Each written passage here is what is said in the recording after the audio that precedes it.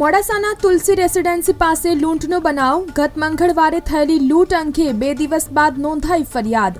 Police કર્મીની કારને suspended police કર્મીએ આંતરીને લૂંટ ચલાવી. શાહરૂખ શેખ અને સાનુ મલિક નામના 2 વહીવટદારોને જોડે રાખી કરી લૂંટ.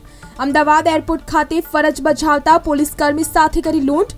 50,000 રોકડા અને 30,000ના સોનાની કરી લૂંટ.